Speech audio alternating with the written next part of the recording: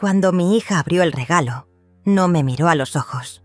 Solo rasgó el papel con los dedos fríos, como si estuviera quitando la envoltura a una caja de cartón vacía.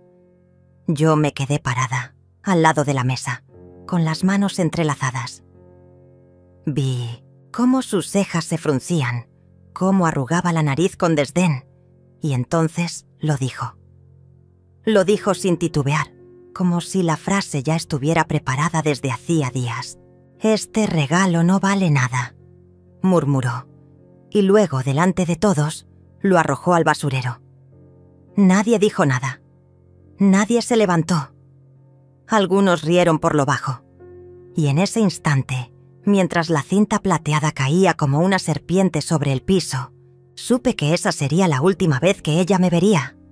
Mi nieta Marina giró lentamente el rostro hacia mí. Sus ojos estaban abiertos, llenos de una confusión que me atravesó como una aguja. Era la única que no reía, la única que entendía, aunque aún no supiera del todo qué estaba ocurriendo.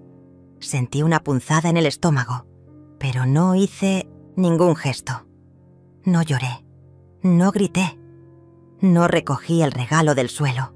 Simplemente cerré los dedos sobre el borde de la mesa, apreté fuerte y respiré por la nariz. Por dentro, algo se rompía. Por fuera, seguía siendo la misma mujer callada y digna que había aguantado demasiado. Verónica, mi hija, volvió a sentarse como si nada hubiera pasado. Cruzó las piernas, tomó su copa de vino y brindó con Tiago, su esposo.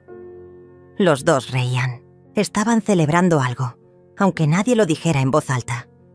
Yo observaba desde el rincón, invisible, como siempre, como si mi presencia fuera parte del mobiliario, como un florero antiguo al que nadie presta atención.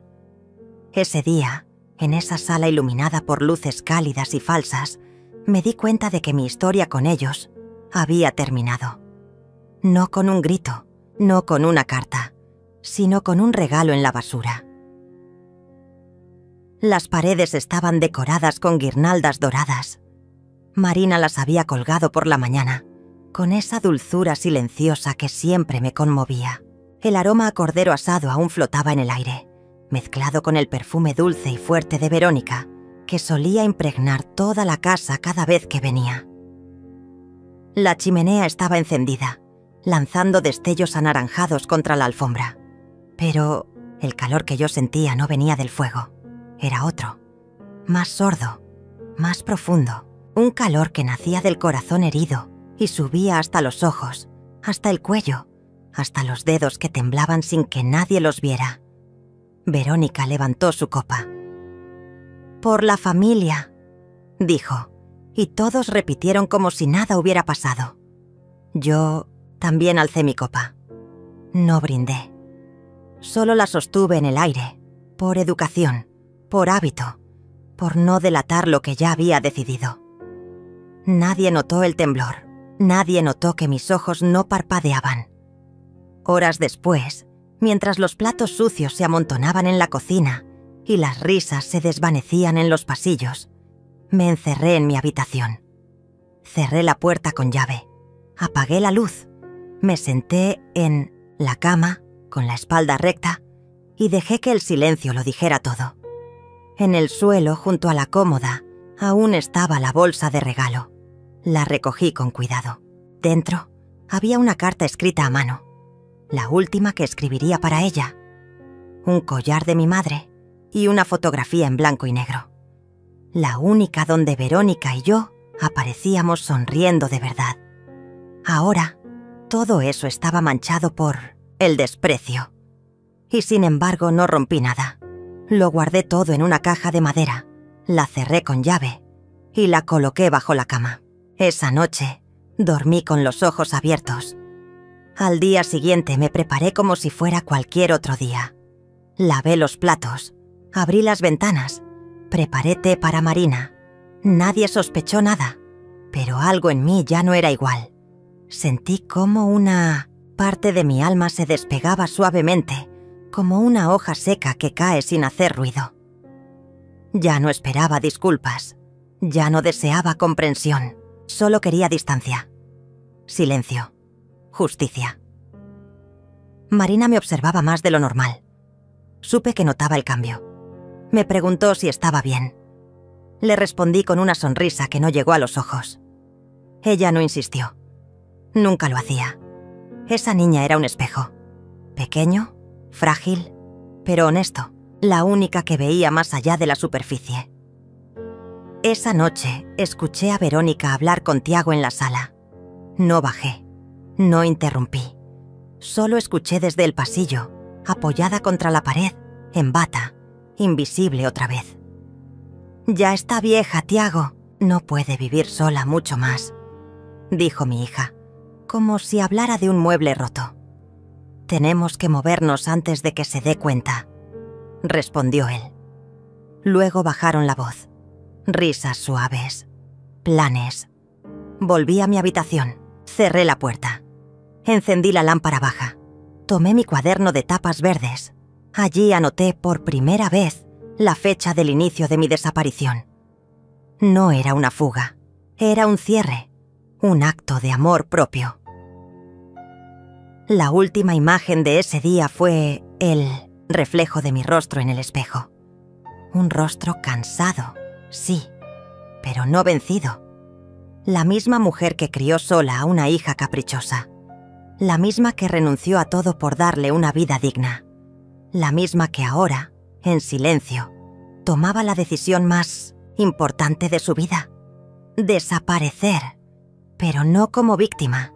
Desaparecer como quien se borra de una historia que ya no merece contarla. Todo comenzó con pequeños detalles. Cosas tan mínimas que, si las hubiera mencionado en voz alta, habrían dicho que estaba exagerando. Pero los silencios dicen más que las palabras.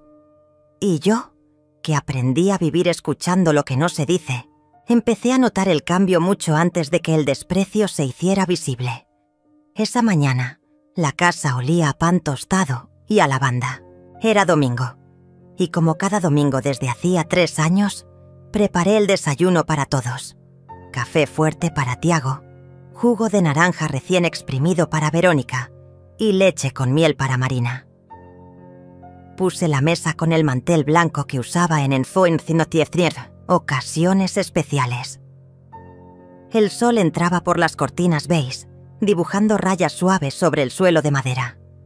Los pájaros cantaban cerca de la ventana. Parecía un día normal. Parecía.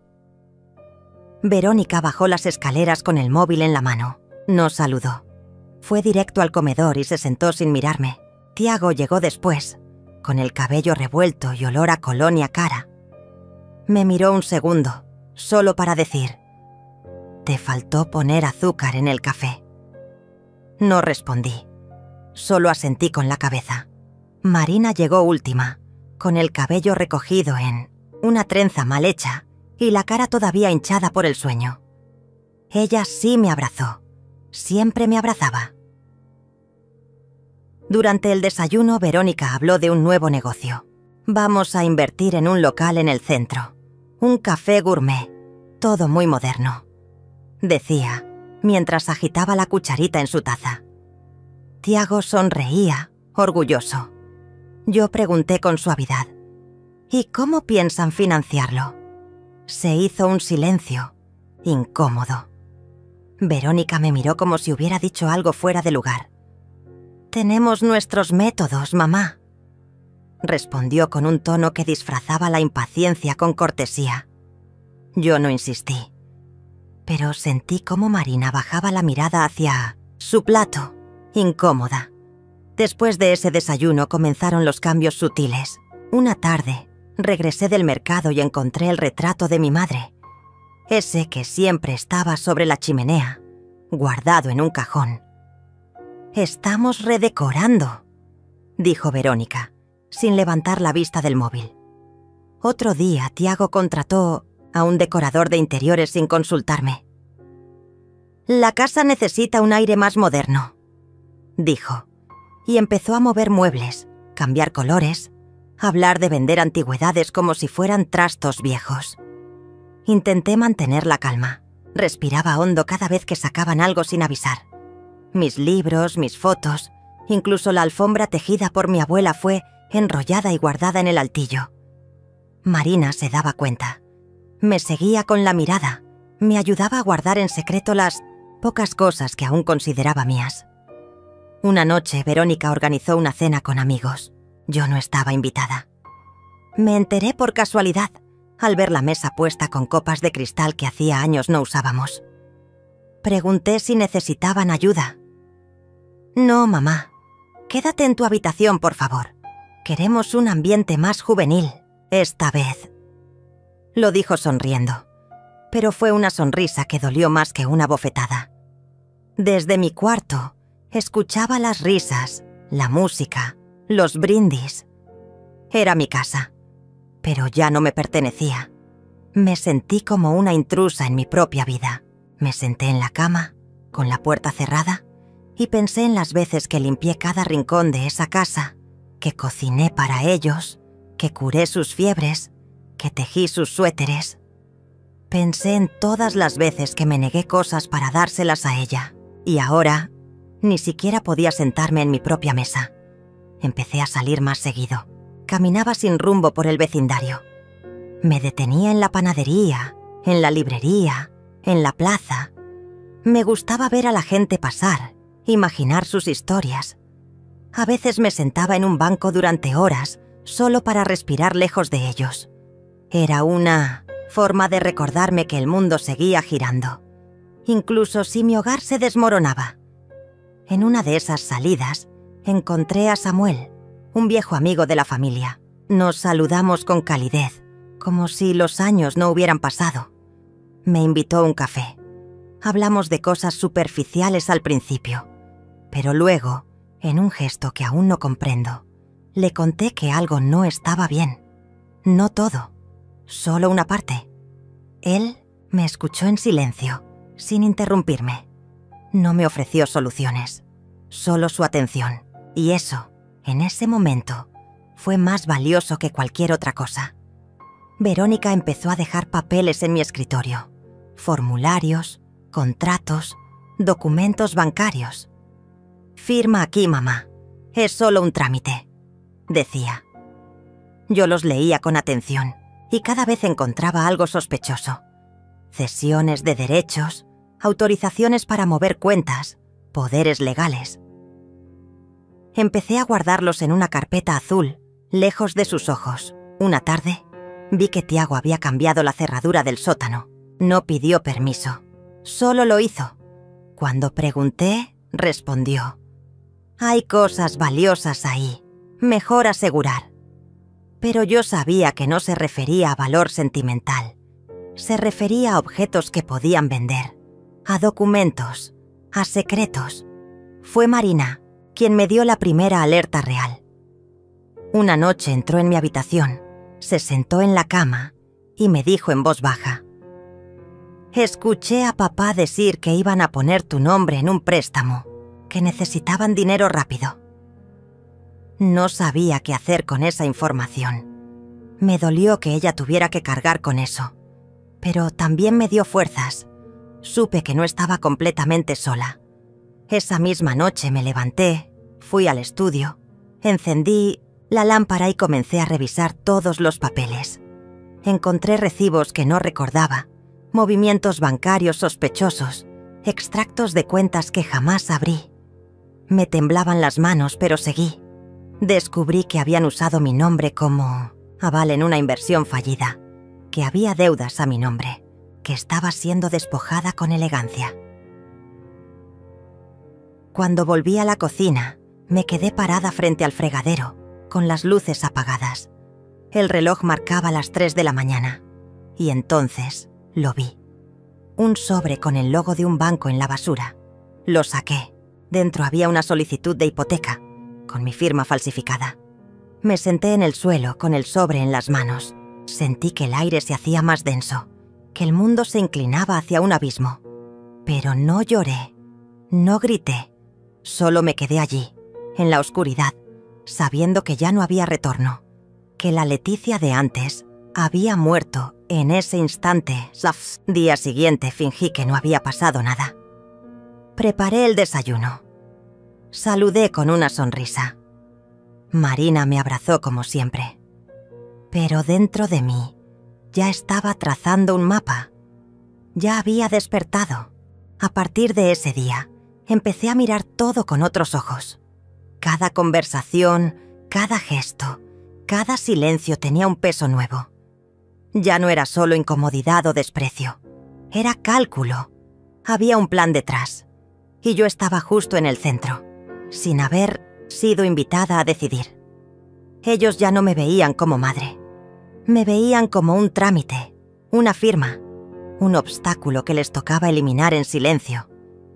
Durante días, fingí. Me movía como si nada hubiera cambiado, como si aún creyera que vivíamos una vida normal. Pero por dentro, comencé a conectar las piezas. Recordé cuando Tiago insistió en que me hicieran una evaluación médica preventiva. Dijo que era por seguridad, porque ya estaba entrando en una edad delicada. Me llevó a una clínica elegante, con médicos que hablaban con demasiada condescendencia. Me hicieron preguntas extrañas sobre mi memoria, mis hábitos, mis decisiones. Penmers, ese momento no entendí. Ahora todo cobraba sentido.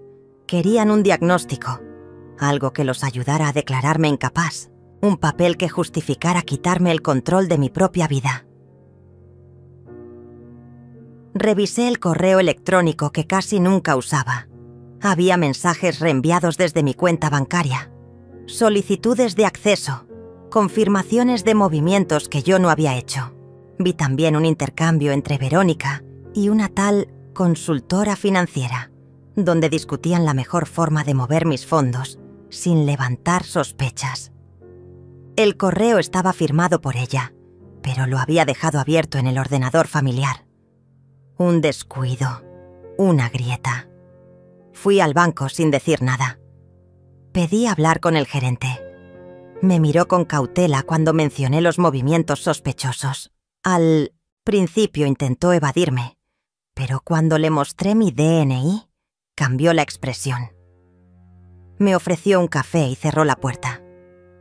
Señora Leticia, desde hace meses hay autorizaciones firmadas por usted, documentos que entregaron sus familiares. Pedí verlos.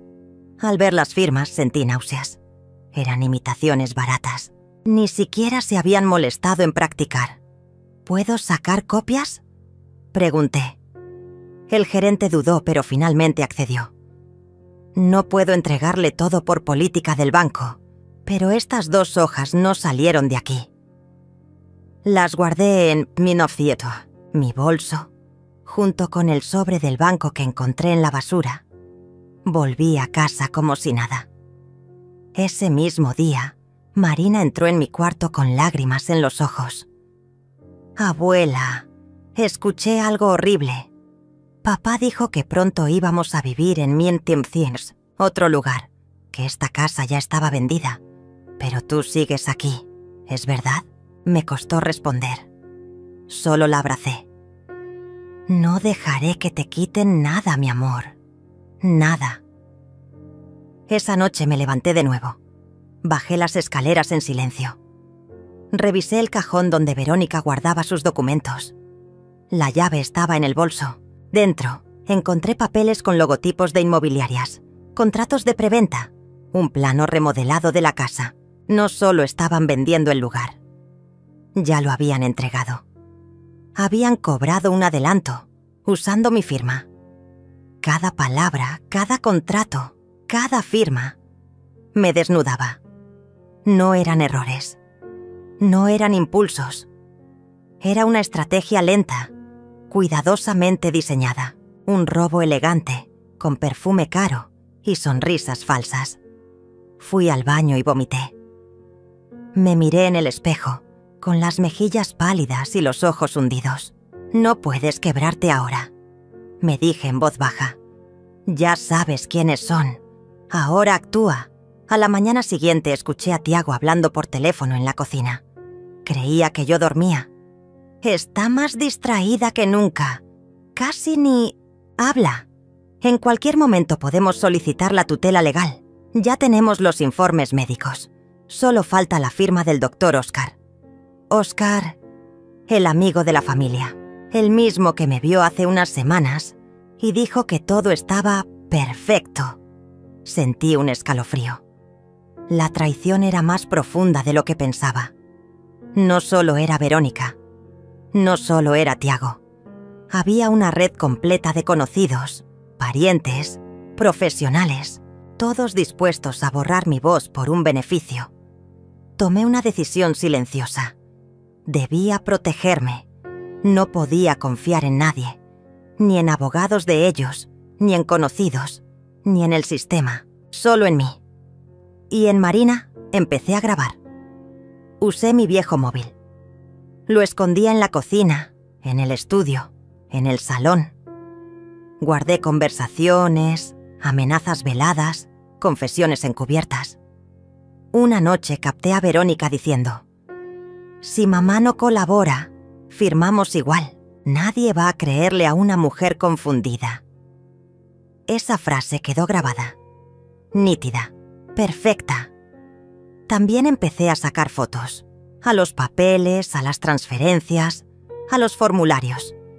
Me inscribí a un correo alterno y allí enviaba todo. Documento por documento, día por día. Abrí una caja de seguridad en otro barrio, a nombre de Marina, y comencé a guardar las copias ahí. Ella no lo sabía. No quería involucrarla más de lo necesario. Pero su nombre me daba fuerzas. Cada vez que decía Marina, recordaba por qué seguía adelante. Comencé a notar que Verónica ya no me miraba como antes. Su sonrisa era más tensa. Tiago también parecía más impaciente. Comenzaban a sospechar.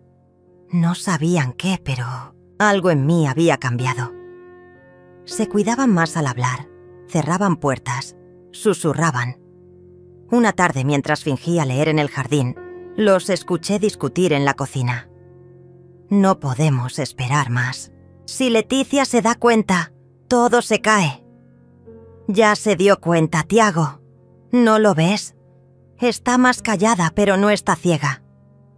Entonces hay que actuar ya. Hablamos con Víctor mañana.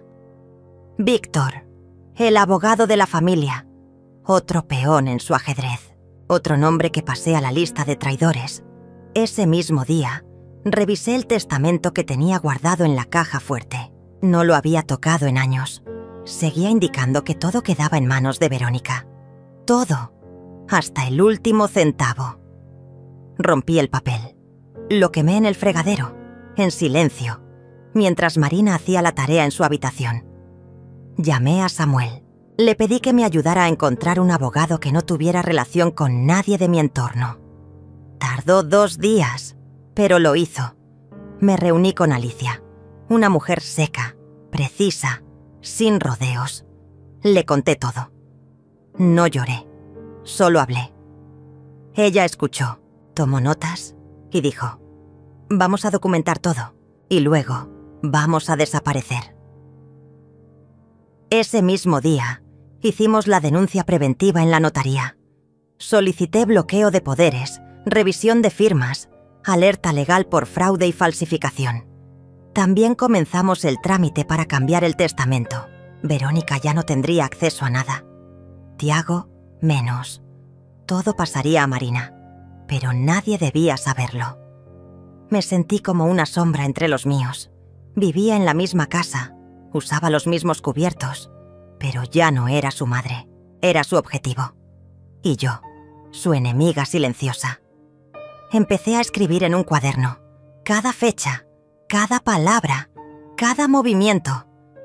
Me volví meticulosa, fría, calculadora. Dejé de ser la Leticia amable, la que cocinaba para todos. Ahora solo escuchaba, observaba, memorizaba. Y cada noche, al cerrar la puerta de mi habitación, me repetía a mí misma: ellos creen que están ganando, pero no tienen idea de lo que viene.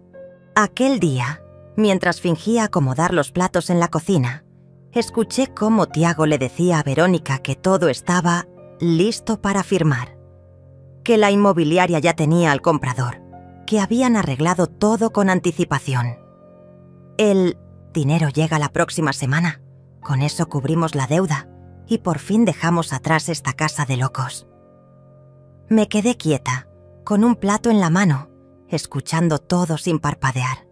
Lo dijeron sin saber que yo estaba detrás de la puerta. Para ellos, ya no existía. Era un estorbo, un mueble viejo en medio de su remodelación, un cuerpo que debía desaparecer. A partir de ahí, todo se aceleró. Verónica empezó a traer papeles a la mesa, a pedir mi firma con cualquier excusa. «Es un trámite del seguro, mamá. Nada importante. Firma aquí». Otras veces, «El doctor Oscar necesita esto para actualizar tu ficha». Yo los tomaba con una sonrisa y decía que los revisaría más tarde. Ella se irritaba, pero aún fingía. Empezaron a manipularme con cuidado, como si estuvieran domando a un animal herido. Me hablaban con un tono excesivamente dulce.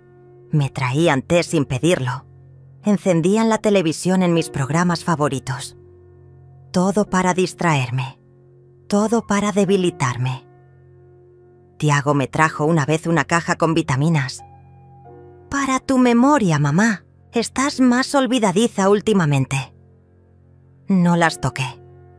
Cuando se fueron, abrí una cápsula. Dentro, encontré un polvo blanco sospechoso. Lo tiré todo por el inodoro. Ellos no sabían que yo estaba despierta, atenta, en guardia. Víctor, el abogado de confianza, vino a visitarnos.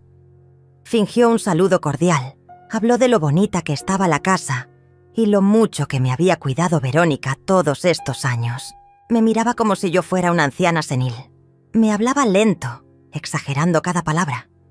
En un momento me extendió un documento. «Solo es una autorización para delegar ciertos trámites, Leticia. Así no tienes que preocuparte por nada». Lo tomé con ambas manos, lo miré como si no entendiera, y luego sonreí. «Claro, Víctor, lo revisaré con calma esta noche». Vi cómo se miraron entre ellos, frustrados, impacientes.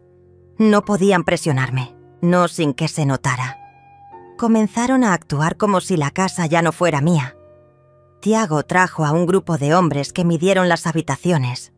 Verónica cambió los muebles del salón sin consultarme. Pintaron la pared de la entrada.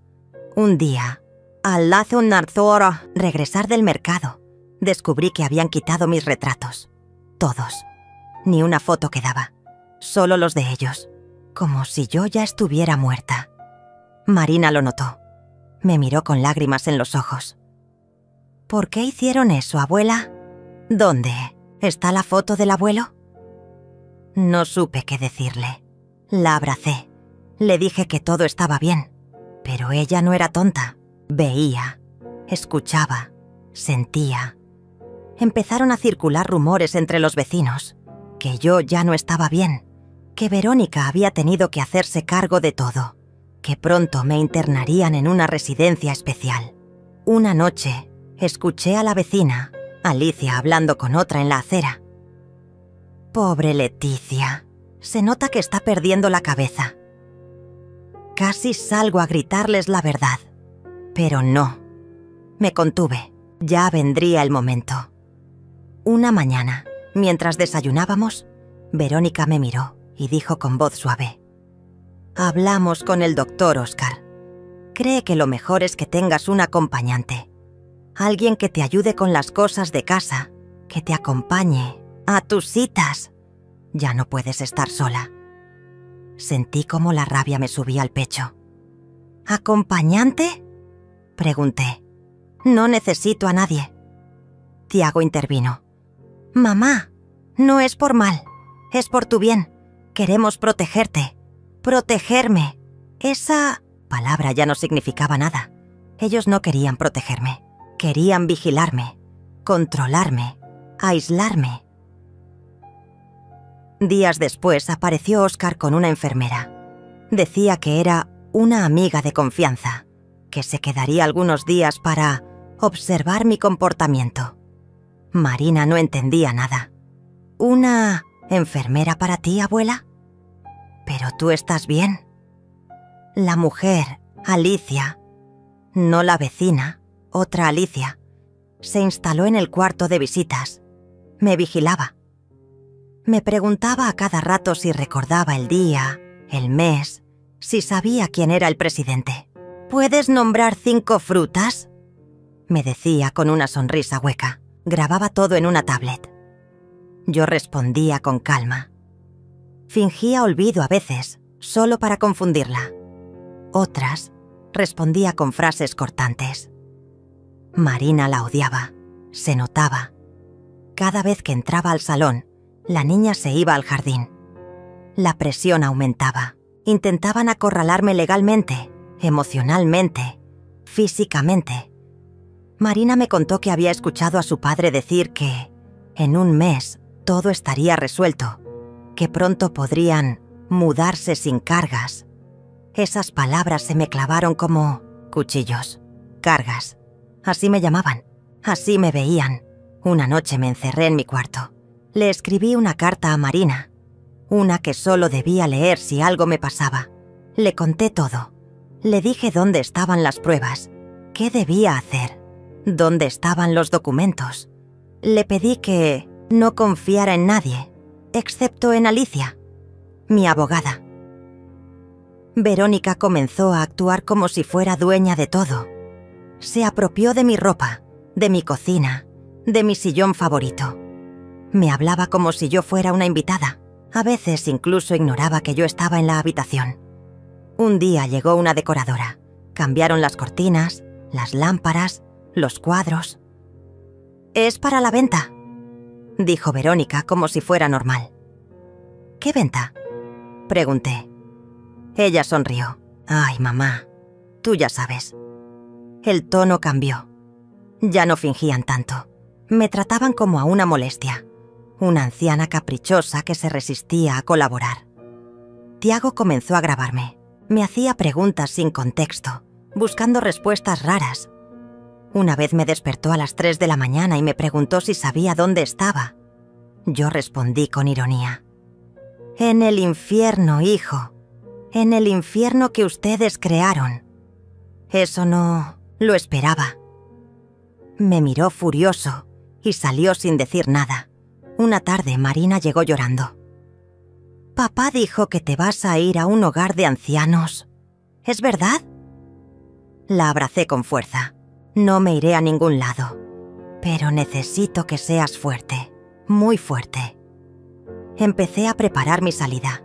Todo estaba documentado, grabado, archivado. Alicia ya tenía copias de todo. Samuel me ayudaba a distancia. Estaba listo para mover el dinero.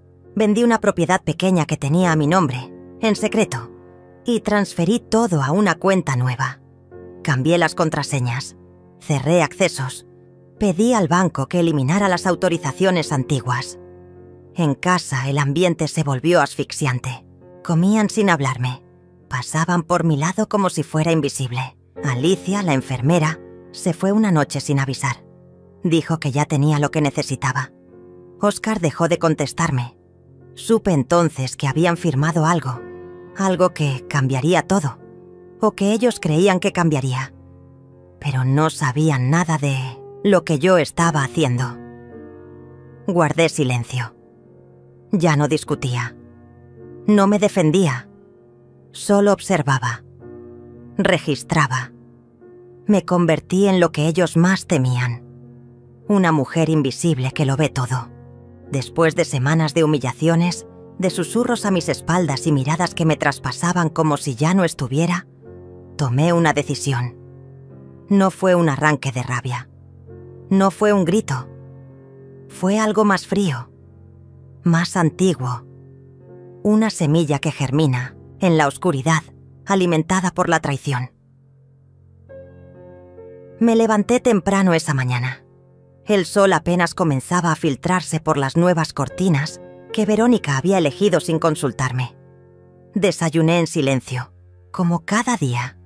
Tiago me miró sin hablar. Marina ya no bajaba a comer conmigo. La habían convencido de que necesitaba más horas de sueño. Mentira tras mentira. Todo estaba diseñado para aislarme, debilitarme, desaparecerme poco a poco. Esa mañana fingí olvidar mi cita con el doctor Oscar. Dije que no sabía qué día era. Verónica me miró, satisfecha. Creía que finalmente mi mente estaba cediendo.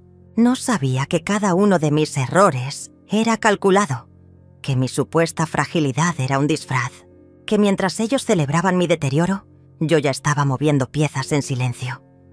Empecé a grabar todo, cada conversación, cada palabra. Cambié el lugar de las cámaras antiguas que aún funcionaban. Instalé un pequeño micrófono en mi habitación y otro en el salón. Guardaba los audios en una nube privada que solo Alicia conocía. Tenía más de 80 horas de grabaciones, suficientes para demostrar el nivel de manipulación, maltrato y despojo al que me estaban sometiendo. Comencé a escribir. Cada noche anotaba todo lo que veía, lo que escuchaba, lo que sospechaba. Tenía ya un cuaderno entero, con fechas, horas, gestos, frases exactas. Marina, sin que ellos supieran, me ayudaba a esconderlo. Lo guardábamos detrás del piano, bajo una tabla suelta que solo nosotras conocíamos. Llamé a Alicia desde un teléfono viejo, sin conexión a internet. Nos vimos en secreto en la iglesia del barrio. Fingí ir a rezar. Me senté en el último banco. Ella se sentó 2 filas más adelante. Me pasó una carpeta dentro de una bolsa de mercado. Dentro había formularios para anular cualquier poder legal que hubieran intentado firmar en mi nombre. También un Nuevo Testamento, ya redactado, que excluía completamente a Verónica y Tiago. Dejé todo firmado allí mismo, sobre una Biblia. Nadie nos vio. Nadie escuchó. Poco a poco, comencé a desmontar la red que ellos habían creado para atraparme. Cambié mi firma digital. Cancelé las autorizaciones del banco. Cerré las cuentas conjuntas. Vendí la otra propiedad que tenía en el pueblo de mis padres. Envié el dinero a una cuenta en el extranjero, a nombre de una empresa de la que yo era única dueña. Todo legal. Todo limpio. Pero imposible de rastrear para ellos. Empecé a limpiar mi habitación de objetos personales. Los escondí en una maleta vieja. Marina me ayudaba por las noches, con cuidado. Sacamos mi ropa, mis documentos, las joyas que me quedaban, algunas fotos del abuelo. Lo hicimos en silencio, con las luces apagadas. La niña no preguntaba mucho. Sabía que algo grande estaba por pasar. Verónica comenzó a actuar más agresiva. Se cansó de fingir. Me hablaba con desprecio. Deberías agradecer que todavía estás aquí. Otras veces me ignoraba por completo. Hablaba de mí como si no estuviera. Leticia ya no razona bien. No podemos dejarla sola ni un minuto. En una reunión con su abogado Víctor dijo: ella no sabrá ni firmar su nombre dentro de poco. La subestimación fue su mayor error. Comencé a grabar videos, testimonios, declaraciones claras, en primera persona. En ellos explicaba todo lo que había sucedido, cómo habían intentado manipularme, quitarme mis bienes, declararme incapaz. Conté todo, sin dramatismo, con la voz serena. Una vez grabado, enviaba cada video a Alicia y a Samuel, el notario, que me había ayudado durante años. También grabé uno especial para Marina. En él le hablaba del futuro. Le explicaba por qué hacía todo esto. Le prometía que un día entendería todo.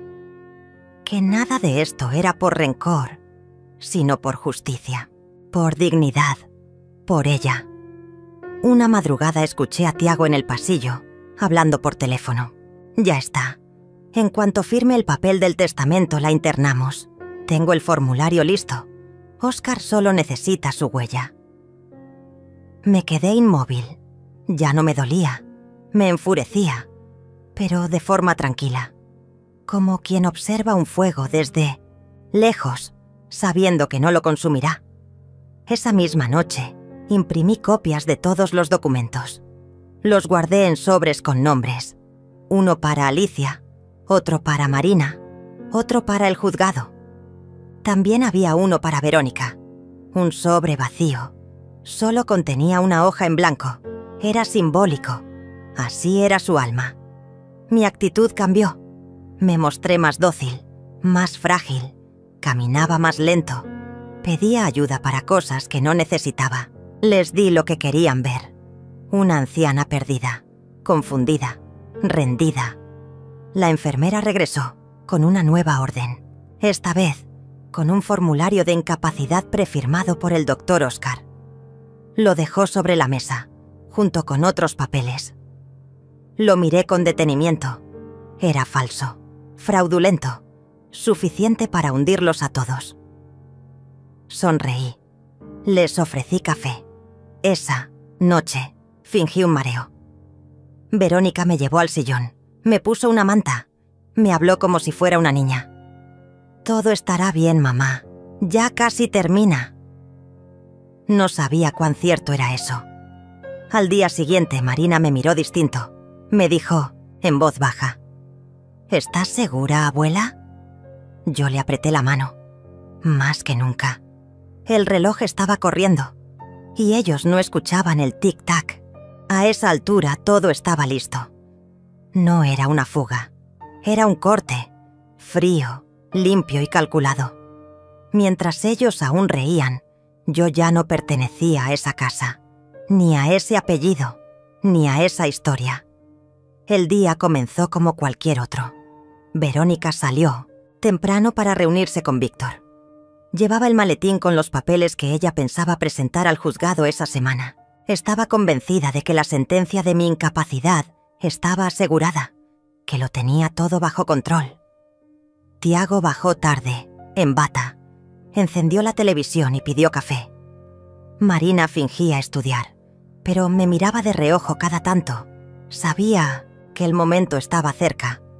Acaricié su cabello como si fuera una despedida. No dije nada. No necesitaba hacerlo. A las 11 en punto sonó el timbre. Alicia, con un abrigo gris y gafas oscuras, entró con la calma de quien ha hecho esto antes. Traía una carpeta sellada y una bolsa de tela. Nadie la notó. Mientras Tiago dormía, en el sillón, ella y yo salimos por la puerta trasera, cruzando el patio, como si fuéramos al mercado. Subimos a un auto alquilado. Silencioso, discreto. Me senté en el asiento trasero, sin mirar atrás. Esa fue la última vez que puse un pie en esa casa. Mientras viajábamos rumbo al nuevo departamento, Alicia me entregó un nuevo celular, ya activado, con una línea que no estaba a mi nombre. Me mostró los accesos a la cuenta internacional, los documentos escaneados, los videos encriptados, las copias de seguridad almacenadas en múltiples servidores. Todo estaba preparado. Todo estaba protegido. El nuevo lugar no era grande, pero era mío. Cada objeto que había traído tenía historia. La alfombra azul que me regaló Samuel hacía años. El cuadro de flores que pintó Marina cuando tenía 8. El hervidor antiguo que usábamos en la casa de campo. Todo tenía sentido. Todo me pertenecía de nuevo. Pasé 2 días en silencio, sin televisión, sin llamadas, sin visitas, solo yo y el eco de mi decisión. A la mañana del tercer día la reacción comenzó. Primero una llamada perdida de Verónica, luego 2, luego 5 mensajes de voz, todos con el mismo tono, confusión envuelta en falsa preocupación. «Mamá, ¿dónde estás? Esto no es normal. Por favor, responde. Nos estamos preocupando». No respondí. A la tarde comenzaron los mensajes dramáticos. «Estás actuando de manera irracional. No sé qué te ha dicho esa abogada. Piensa en tu nieta. Nosotros solo queremos ayudarte». Ya no les creía. Y lo sabían. Tiago publicó una foto mía en redes sociales, una imagen vieja, recortada, acompañada de un texto manipulador. Mi madre está enferma. Ha desaparecido. Si alguien la sabe, ve por favor, contáctenos. En minutos comenzaron los comentarios de conocidos, muchos de ellos sin saber la verdad. Pobre señora. ¡Qué terrible situación! Esperamos que vuelva pronto. Pero yo no estaba perdida. Ellos sí. Samuel ya había registrado mi Nuevo Testamento. Marina tenía un sobre sellado con una carta personal y una copia del poema mismo. Si algo me pasaba, ella sabría qué hacer. Alicia preparó una denuncia formal por falsificación de documentos y tentativa de interdicción fraudulenta. Las grabaciones, los audios, los testimonios, todo estaba archivado, cronológicamente, con fechas, nombres y firmas. No era solo una salida, era una exposición. Verónica intentó entrar al antiguo banco donde aún figuraba una cuenta con mi nombre. Descubrió que había sido cerrada. Intentó mover una propiedad que ya no me pertenecía. Descubrió que había sido vendida legalmente, semanas atrás. Fue al juzgado con Víctor y allí se enteró de que su poder legal había sido revocado. Todos sus planes se desmoronaron en menos de 48 horas. La furia no tardó en llegar. Una noche, mientras tomaba té en mi nueva cocina, recibí un correo con asunto en mayúsculas. ¿Qué estás haciendo? Era de Verónica. Un texto largo, errático, lleno de reclamos y frases pasivo-agresivas. No entiendo por qué me haces esto después de todo lo que hice por ti. Esto no es justo. Estás arruinando nuestra familia. Me limité a guardar el correo. Ni siquiera lo respondí. Esa misma noche Marina me escribió. Un mensaje corto, desde una cuenta secundaria que habíamos creado juntas. Te extraño. Te entiendo. Le respondí con una sola línea. Algún día, este será tu hogar. Una semana después, recibí una notificación. Verónica había presentado una apelación para obtener tutela legal urgente. Afirmaba que yo estaba mentalmente inestable y bajo la influencia de terceros. Fue allí donde Samuel y Alicia intervinieron con toda la documentación, testimonios de médicos reales, certificados notariales, grabaciones recientes con fechas claras donde se demostraba mi lucidez total. La apelación fue rechazada en menos de 72 horas. Tiago intentó entrar al nuevo departamento. No lo logró. Cambié los accesos, los códigos, hasta el nombre en el buzón. Puse cámaras nuevas, con visión nocturna.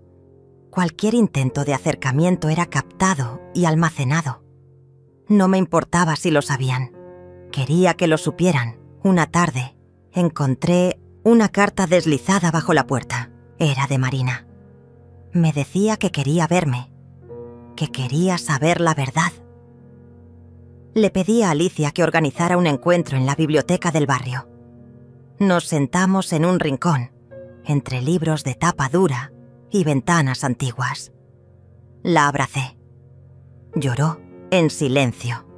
Le conté todo, desde el principio, sin omitir nada. Me escuchó. No dijo nada por largo rato. Luego me tomó la mano y susurró: «Estoy orgullosa de ti». Eso valió más que todo lo que alguna vez creí haber perdido. Al volver al departamento preparé un sobre más, esta vez para mí. Dentro puse una foto de Marina cuando era niña, una llave pequeña y una carta donde escribí: «Lo perdoné todo, pero no lo olvidé». Guardé el sobre en la caja fuerte. La guerra había terminado, pero yo seguía alerta, no por miedo, sino por respeto a la mujer que me había convertido. No tardaron mucho. El silencio los desquició. Cuando ya no pudieron controlarme, comenzaron a gritar. La primera en romper fue Verónica.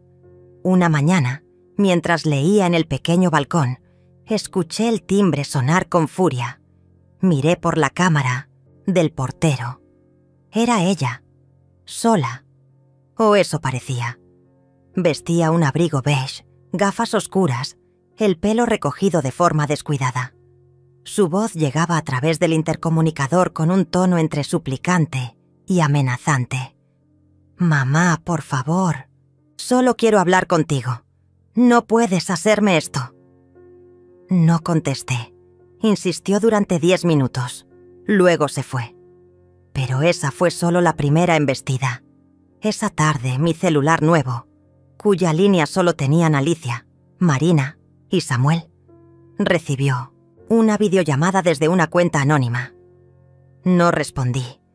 Horas después, esa misma cuenta publicó en redes sociales un video titulado «La verdad detrás de la desaparición de mi madre».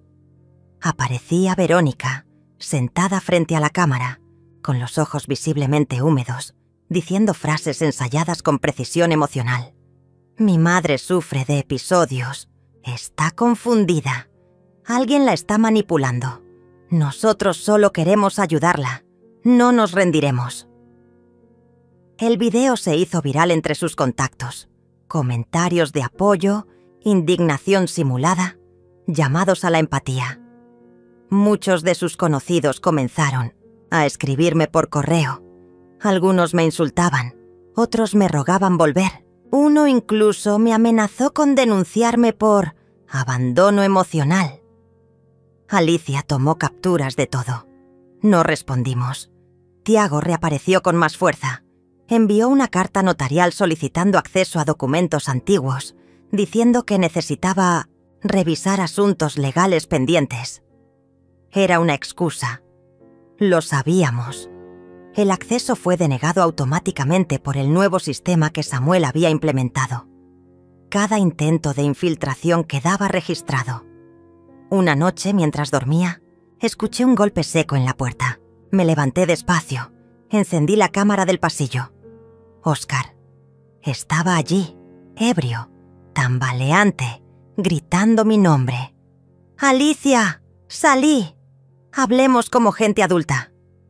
Me llamó por el nombre de mi abogada. Ni siquiera podía ocultar su confusión. Grabé todo.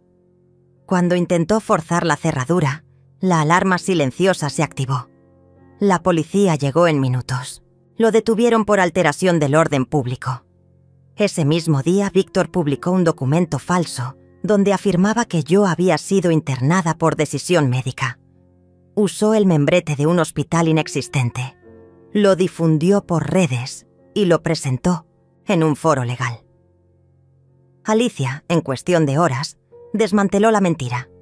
Presentamos una queja formal por difamación y uso fraudulento de documentos oficiales.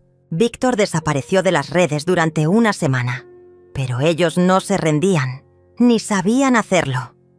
Verónica comenzó una campaña pública, grabó entrevistas con medios locales, llorando, repitiendo la misma historia. «Mi madre está siendo manipulada por una abogada inescrupulosa. Queremos recuperarla». Usó fotos mías sin permiso, manipuló grabaciones antiguas, incluso mostró un video de Marina llorando cuando era niña, insinuando que yo la había abandonado. Marina, indignada, grabó su propio video. Breve. Claro, contundente. Yo vi lo que hicieron. Yo sé lo que pasó. Mi abuela no está enferma. Ustedes están enfermos de poder. Lo subió a una cuenta personal nueva. En menos de 24 horas tenía miles de visualizaciones, comentarios de apoyo, gente contando historias similares, mujeres mayores que decían: «A mí también me lo hicieron. Gracias por hablar». Por fin alguien se atreve. Marina fue amenazada por sus propios padres. Recibió mensajes crueles, capturas manipuladas, intentos de hackeo. Se mantuvo firme. Le dije que no respondiera a nada, solo observara. Ellos no sabían que estaban siendo grabados todo el tiempo. Alicia había logrado interceptar una serie de audios donde Verónica y Víctor hablaban abiertamente de hacerla pasar por loca, publicar cosas falsas, contactar a medios amigos. En uno de ellos, Verónica dice literalmente: «Con que la gente crea que mamá no está bien, ya ganamos». Esos audios fueron enviados a un fiscal de confianza y luego, sin previo aviso, publicados en un medio digital de investigación. La reacción fue inmediata. El relato de la madre enferma se desmoronó. Las redes se llenaron de mensajes preguntando: ¿dónde está la verdad? ¿Quién miente aquí? Verónica desapareció por unos días. Tiago cerró sus cuentas. Víctor negó haber dicho nada. Óscar envió un mensaje patético: siempre te respeté. No sabía que estaban haciendo eso contigo. Mentira. Todos sabían. Todos participaron. Todos callaron cuando debían hablar. Y ahora todos caían. El golpe final vino desde dentro. Un documento filtrado. No por mí ni por Alicia, sino por alguien del entorno de Verónica. Mostraba que había intentado vender una propiedad a nombre de otra persona sin autorización. El escándalo fue silencioso pero devastador. La notaría la reportó. Se abrió una investigación. Recibí una última carta, sin remitente, escrita a mano. Solo decía: te equivocaste. Esto no va a quedar así. La quemé. Ese fue el último fuego que encendí por ellos. No respondí. No volví. No me escondí. Solo viví. Sin ellos. Las mañanas se volvieron distintas. No por el clima ni por el calendario, ni siquiera por los pájaros que seguían cantando lo mismo de siempre. Eran distintas porque ya no había voces ajenas dentro de mi cabeza. Ni expectativas, ni relojes. Me despertaba temprano. No por obligación, por gusto. Bajaba descalza hasta la cocina. El suelo frío era una de las pocas verdades que nunca me mintió.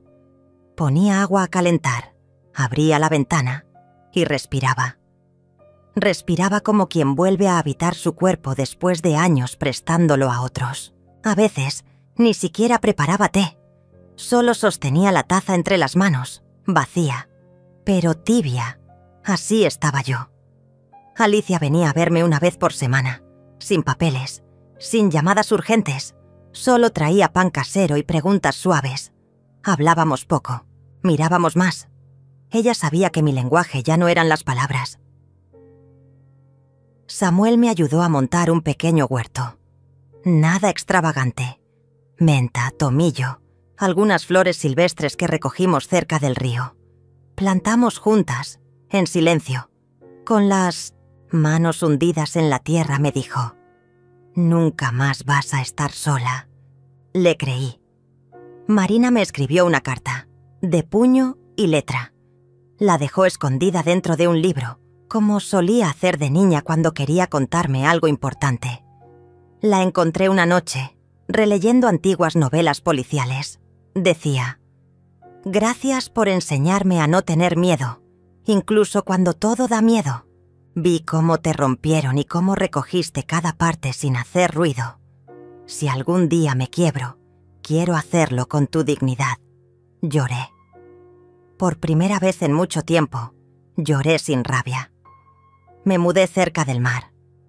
No por necesidad, sino por símbolo.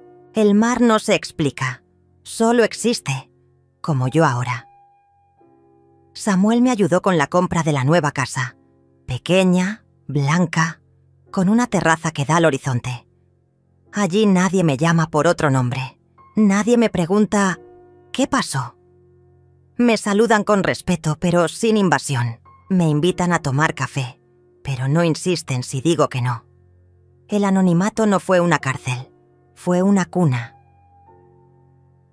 La primera noche en la nueva casa, encendí una vela. No por religión, sino por ceremonia. Coloqué sobre la mesa 3 objetos. Una fotografía de mi madre, una cuchara de plata antigua que Verónica odiaba, y el documento del Nuevo Testamento. Los miré por largo rato. Luego los guardé en una caja de madera. La cerré con llave. Y enterré la llave bajo la menta que recién brotaba. Lo que es mío ya no les pertenece, susurré. Cada cierto tiempo recibía correos de abogados o cartas sin firma, peticiones disfrazadas de arrepentimiento. Queremos volver a verte. No sabíamos todo.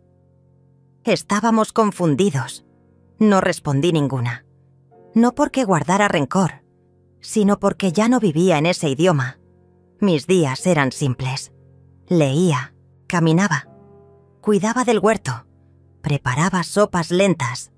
Me descubrí hablando sola en voz baja, como si el silencio necesitara compañía, pero no palabras. Me volví amiga de las sombras, no por oscuras, sino por fieles. Un día, un sobre blanco llegó a la puerta, sin remitente.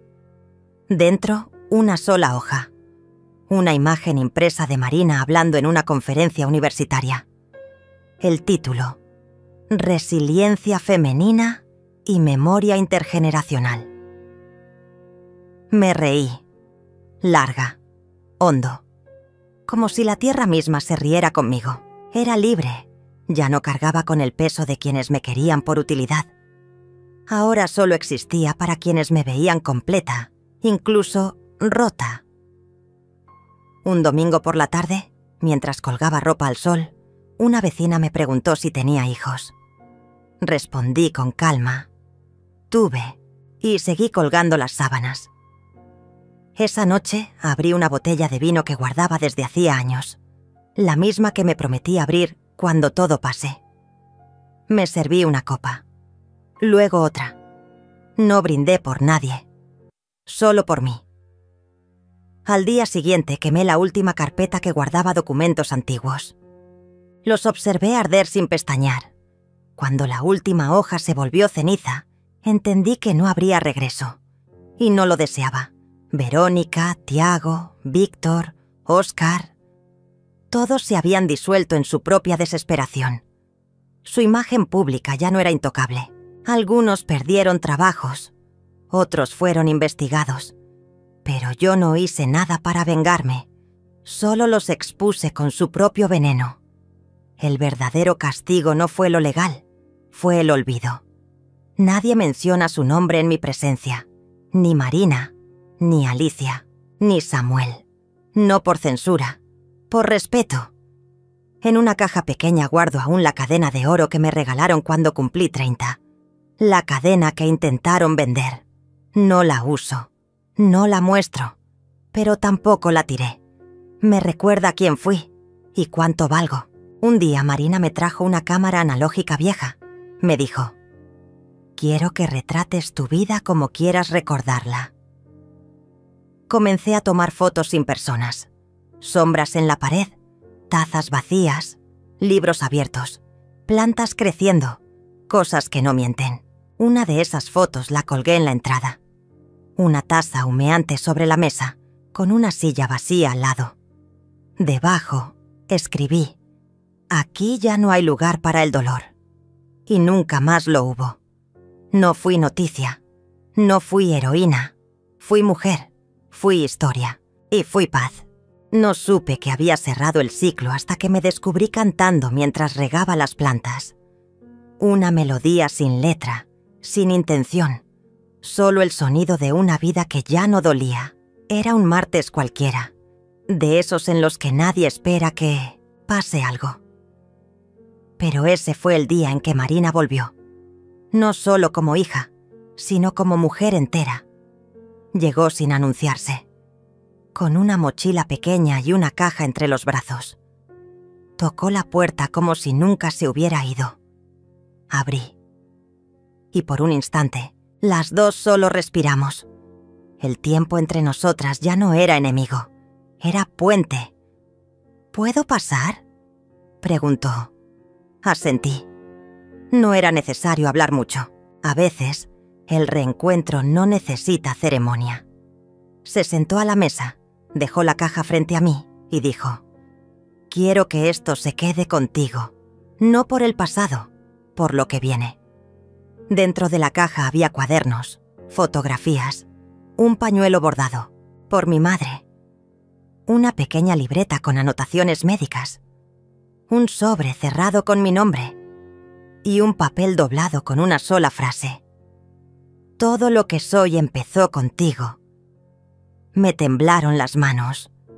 No vine a pedirte perdón, mamá, continuó. Ya no hace falta. Vine a darte las gracias. No lloré, no me moví, solo me acerqué y le toqué el cabello. Como cuando era niña y no podía dormir. Acariciarlo era mi forma de decirle que el mundo no era tan malo. ¿Te vas a quedar?, pregunté.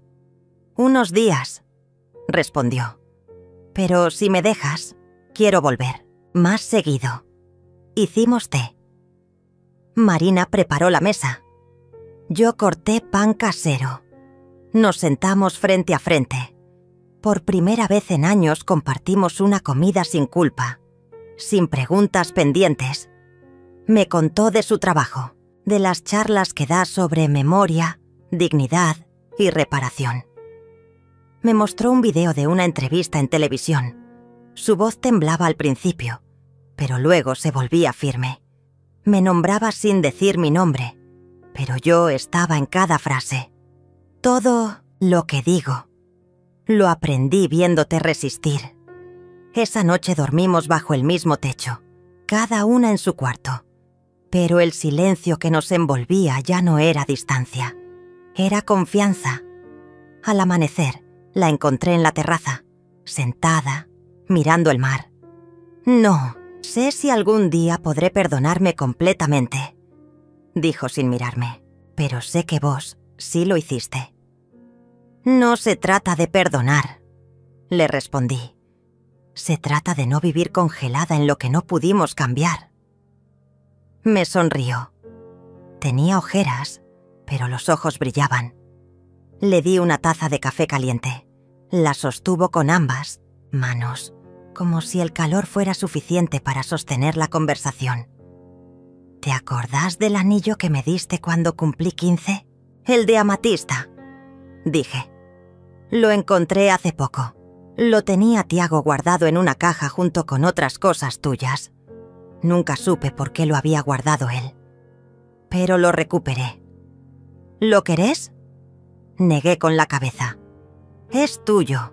Siempre lo fue. Solo estaba esperando que lo volvieras a encontrar.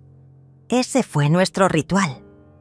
Sin abrazos exagerados, sin disculpas teatrales, solo un objeto devuelto, una historia reparada en silencio». Antes de irse, Marina dejó una hoja escrita a mano sobre mi escritorio. Decía: «Quiero escribir tu historia, mamá, no para hacerla famosa, para que otras mujeres sepan que no están locas, que no están solas, que resistir también es una forma de amor». Le dije que sí, pero con una condición. Contala como fue, con la suciedad, la vergüenza, el miedo. No la embellezcas. «La voy a contar con tu verdad», respondió. Desde entonces recibo cartas de mujeres que la escuchan hablar, mujeres que me escriben sin conocerme, que dicen sentirse vistas por primera vez. Una me dijo: «Usted me salvó la vida sin saberlo, porque pensé que estaba loca por sospechar de mi propia familia, y luego escuché su historia». No respondí, solo recorté esa frase y la guardé dentro del libro de Marina, el mismo donde solía esconderme cartas cuando era niña. Meses después, Marina volvió con una grabadora. Me pidió que hablara, que contara todo lo que nunca dije. Acepté. Hablé durante horas, a veces con pausa, a veces con rabia, a veces en susurros. Pero lo dije todo, no por justicia, no por venganza, por legado. «¿Qué querés que la gente recuerde de vos?», preguntó al final. Pensé un momento y respondí que sobreviví sin perderme, que no me hice invisible por miedo, me hice invisible para existir sin ser devorada. Marina se quedó callada. Luego apagó la grabadora. Nos abrazamos. No nos prometimos nada, porque ya no hacía falta. La justicia no siempre tiene forma de sentencia. A veces es una hija que vuelve, un jardín que florece, una casa donde nadie grita. El último día, antes de volver a su ciudad, Marina me pidió una foto juntas. Acepté, pero con una condición: que no la publiques, que sea solo para nosotras. La imprimió en papel, en blanco y negro. Me la dio en un sobre. Hoy la tengo colgada en la pared del pasillo. No por nostalgia, por afirmación. Soy la mujer que vivió para contarlo. La que enterró el dolor y regó encima menta y tomillo. La que encendió velas no para pedir ayuda, sino para marcar un inicio. La que preparó té con la misma taza que una vez fue despreciada. Esa taza, ahora, es símbolo de que nada se tira, solo se transforma. A veces en las tardes me siento en la terraza, escucho el mar, cierro los ojos y escucho una frase que me repito como mantra. Ellos nunca más tocaron mi nombre. Y no, lo harán, porque lo que es mío ya no les pertenece. Soy libre, y esta vez nadie podrá quitarme eso.